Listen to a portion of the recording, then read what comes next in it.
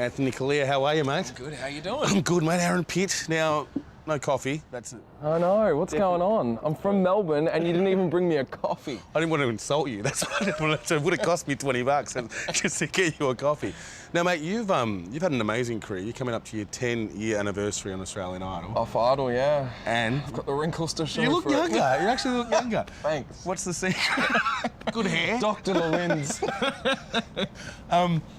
Mate, my mum, my sisters, everyone loves you. My brothers love you. I mean, you're the kind of artist that you kind of appeal to a very broad demographic, don't you? Oh, that's nice. Well, you know, I do what I do and hopefully it works. And, you know, 10 years down the track, it's I'm still doing what I love to do and I get to call it a job, so I'm pretty lucky. Now, before we talk about now, I want to go back to the Australian Idol days. Now, you were, I suppose I will say, lucky enough to start through the Australian Idol, through the reality process. But that's not where it started for you, is it? No, I started, you know, from a young age of, you know, gigging and singing. Like, I started training when I was 5 years old. And then I started performing from about 10, 11, and then I started recording and gigging properly from about 15, 16. And then, you know, I got to the age of like 20, 21 and I saw Idol as an opportunity because, you know, I suppose in this country there's not a lot of opportunities and, you know, sometimes you just have to throw it out there and see, you know, and see if something comes back in return. And I'm glad that I stepped into that audition room. And if you look back at Australian Idol, the number twos have done really well. What is that? What's with that? There's quite a few people that have, you know, come off a show like that. And I think it's just because back in the day, we didn't have the, you know, the production value of a lot of these shows. It was basically get out there and sing. So, you know, you were judged on just that. And I think that's a really beautiful thing because you've got nothing to hide behind. And, you know, some great singers have come out of that show. You look at Guy and Jess and Ricky and, you know, and they're still going strong. And I think it's just a testament to Idol and the Idol brand and what it was all about. Okay, now what are you doing now? What am I doing now?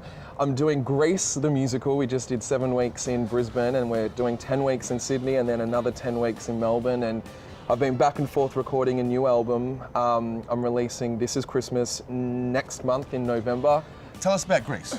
Yeah, well, Grease, I play the role of Johnny Casino, so I get the fun gig because I do the big production number in the second act. And it's great to be part of a production where you've got, you know, people like Val Lehman and Bert Newton and Todd McKenney, you know, true entertainers that have been around for quite a few years. Now, are you ready for the Esanda Fast Five? Okay. Now, the first car you ever owned?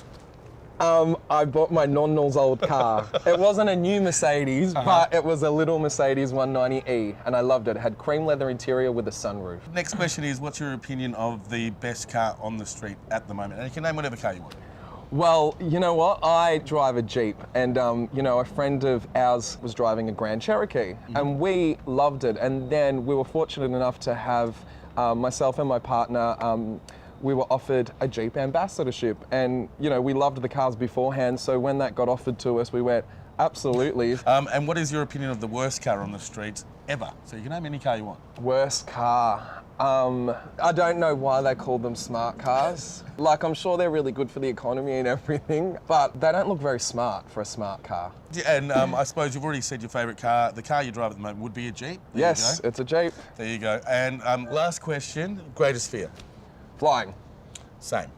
Definitely flying. I'm the worst flyer, and for a frequent flyer, you would think that after all these years I'd get over it. No, I've cried on flights before. Cried. So have I. Mate, you are an absolute legend. Now, if anyone want to know anything more, they can go, I believe, to anthonycallea.com. That's there you it. go, and they can get anything. I can get my mum a beautiful present for Christmas, which This is going is to be Christmas. great. I'm going to email you. Thank you very much. You were a champion. Thank you.